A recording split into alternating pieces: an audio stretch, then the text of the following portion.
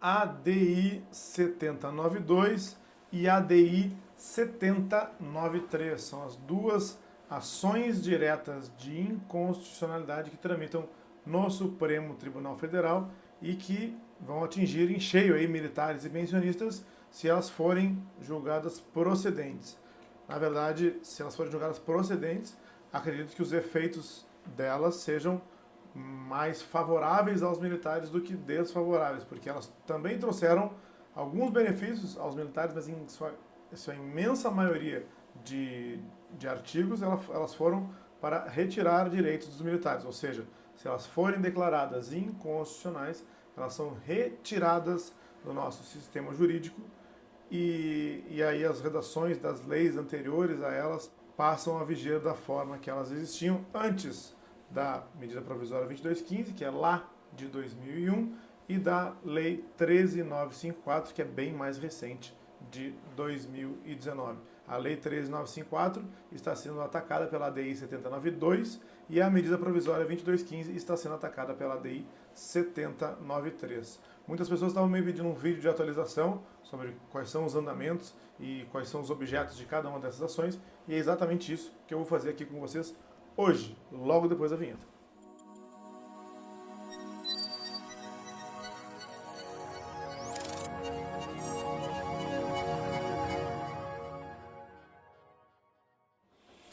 Bem-vindos de volta. Se você for novo por aqui, pausa o vídeo agora, se inscreva no canal aqui embaixo, ative as notificações, deixe seu like, compartilhe nosso conteúdo e comente. Quem sabe o seu comentário não vira um Augusto Leitão Responde. Passe nas nossas redes sociais, nós temos o meu Facebook e o meu Instagram, o @Augusto Leitão. Lá você encontra trailers, vídeos e algumas frases que você pode salvar e compartilhar. É o @Augusto Leitão. Me segue por lá também. Conheça meu site, Augusto Leitão Advocacia. .com.br e faça tudo isso que eu falei para que o YouTube entenda como relevante os nossos vídeos, como relevante o nosso conteúdo e entregue eles sempre para você e para mais e mais pessoas. Meus amigos, vamos lá.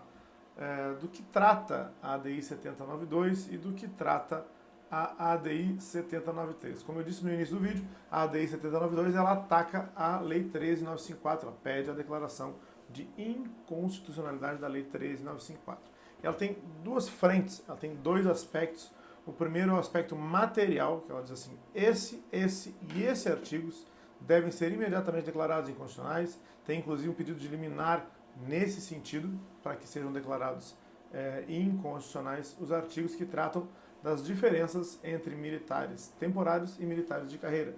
Porque depois da Lei 13954, passou a ser exigida a invalidez do militar temporário, a invalidez, entenda-se, para todo e qualquer tipo de serviço militar ou civil, para que o militar temporário pudesse ter acesso ao Instituto da Reforma, coisa que jamais era exigida do militar temporário.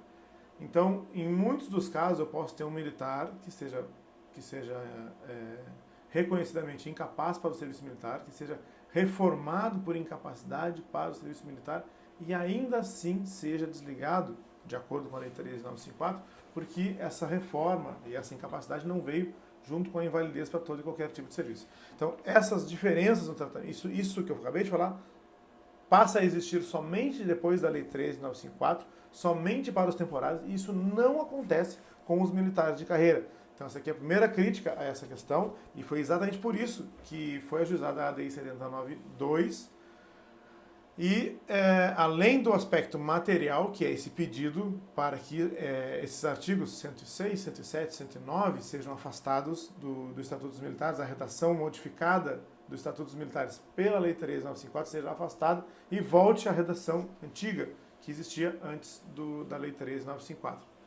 Além disso, a ADI 7092 disse que havia aspectos formais, havia erro durante o procedimento, o processo legislativo. O primeiro erro durante o processo legislativo é que teria acontecido algum vício de iniciativa, que a iniciativa é do presidente da República e que ela não teria sido encaminhada pelo presidente da República. Essa é a primeira alegação da ADI 7092. O outro argumento posto na ADI 7092 é que a Lei 13954 ela modifica o Estatuto dos Militares e que, de acordo com a inicial da ADI 7092, o Estatuto dos Militares é uma lei complementar e não pode ser modificado por uma lei ordinária como é a Lei 13954. Muitos dos que se manifestaram com relação a esse ponto, aí estou falando de Câmara, Senado, a própria PGR, a AGU, o Ministério da Defesa, a Presidência da República, sobre esse ponto, disseram que, na verdade, o Estatuto dos Militares é uma lei ordinária e que ele já foi modificado muitas outras vezes por outras leis ordinárias. E não seria diferente agora no caso da Lei 13.954.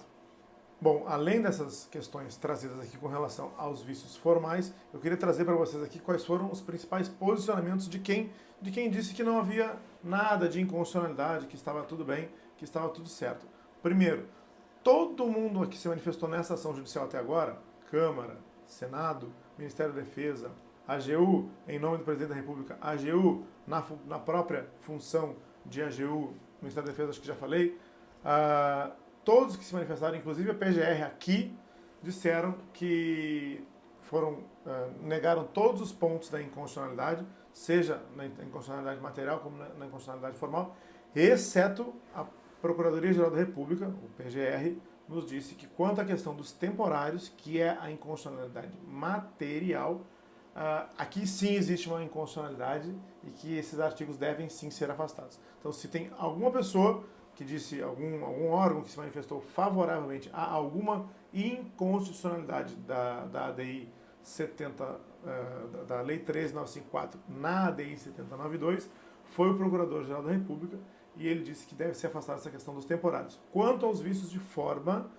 todos que se manifestaram no processo até agora disseram que não há inconstitucionalidade, disseram que os militares, por exemplo, os militares temporários, eles têm acesso aí ao Instituto do Encostamento, que é a possibilidade do militar continuar tratando aquela doença ou aquele acidente de serviço que ele sofreu depois do licenciamento, então ele fica fora da Força Armada, ele fica sem salário, ele fica sem proventos, ele fica tendo que se deslocar até os hospitais das Forças Armadas para poder fazer o tratamento às suas próprias expensas, às suas próprias custas.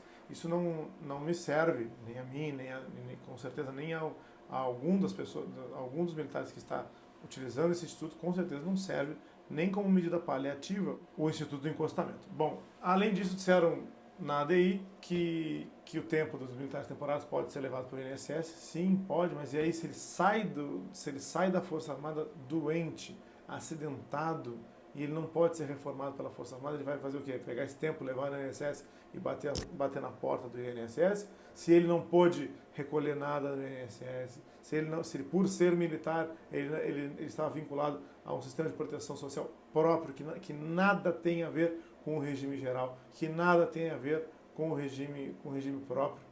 Não é?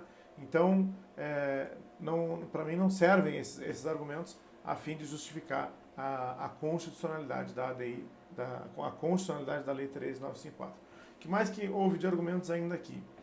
Aí disseram que os militares temporários sabiam que o vínculo era precário, que eles podiam ingressar na força, e eles podiam sair da força, e que sabiam que iam ficar no máximo 8 anos. Acontece que eles ingressaram na força sãos, eles ingressaram saudáveis, eles estão sendo desligados doentes, eles estão sendo desligados acidentados.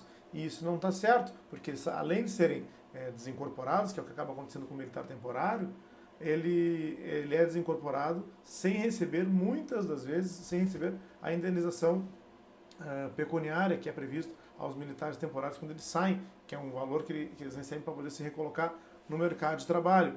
Então ele sai, o militar temporário ele sai com a compensação pecuniária no valor de 8 remunerações, se ele ficou 8 anos, se ele ficou 2 anos, são 2 remunerações, uma para cada ano de serviço prestado.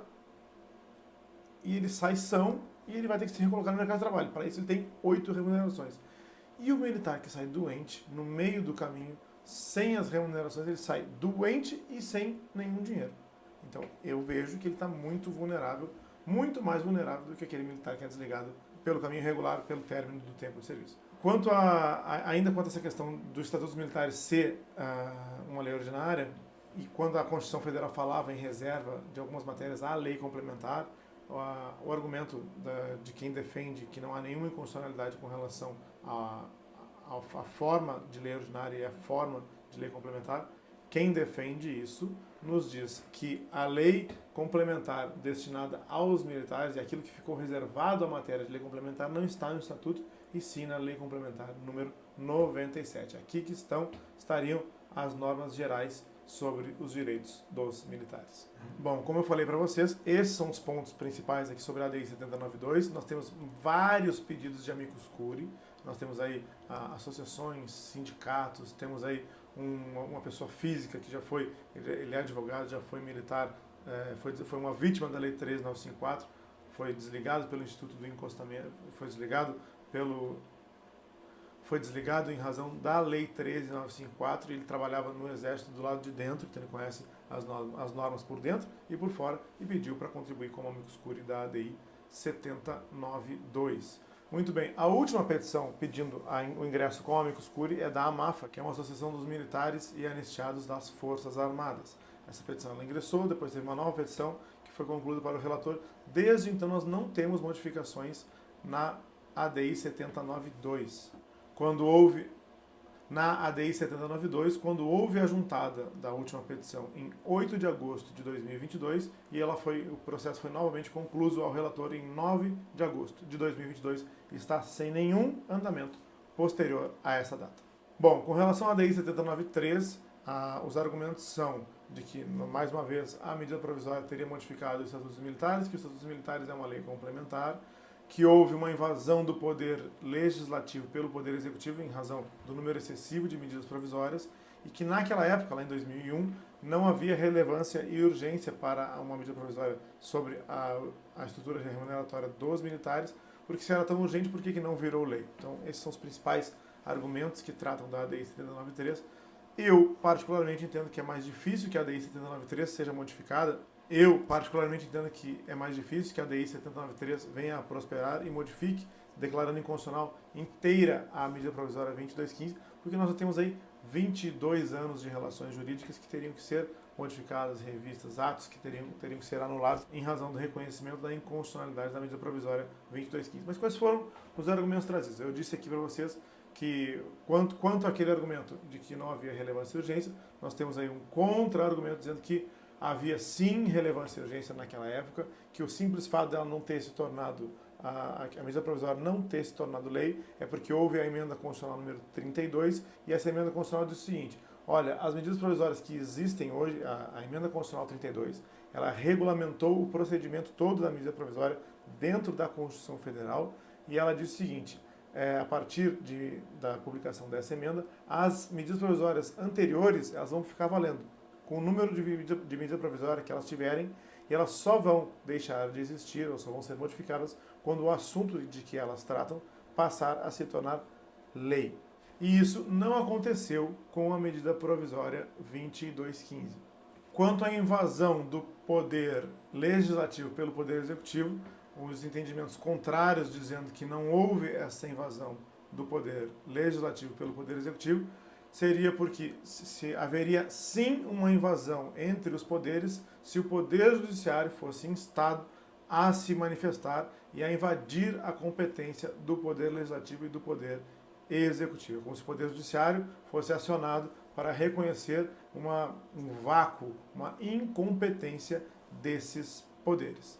Muito bem, eu quero que você me diga agora, depois de você ter visto todas essas considerações, e deixa eu só falar o andamento para vocês aqui da ADI 7093, ela também está parada. O último andamento dela foi em 26 de setembro, que foi um ofício encaminhado para o presidente da AMAFA, essa associação que pede o ingresso como amicus curiae, e que apresenta, junto com seu pedido de amicus curiae, uma ação de improbidade administrativa no Supremo Tribunal Federal. Aí foi despachado pelo relator que a ação de improbidade administrativa não são de competência do Supremo Tribunal Federal, mandou-se retirar essas páginas com relação à ação de improbidade do processo e foi oficiado, então, o diretor-presidente da AMAFA, essa Associação de Militares e Anistiados Políticos das Forças Armadas. E esse é o último andamento. O ofício para o diretor da AMAFA do dia 26 de setembro de 2022. Agora eu quero que você me diga o que você pensa de tudo o que eu falei para você, da ADI 7092 e da ADI 7093. Deixe pelo menos um comentário sobre algum ponto que você pense correto, incorreto, ou não razoável, ou algo que você pense que deveria ser diferente com relação à Lei 13954, com relação à medida provisória 2215 ou com relação a essas duas ações diretas de inconstitucionalidade, a ADI 7092 e a ADI 7093, que tramitam hoje no Supremo Tribunal Federal. Diga aqui pra mim que eu vou querer saber, tá bom?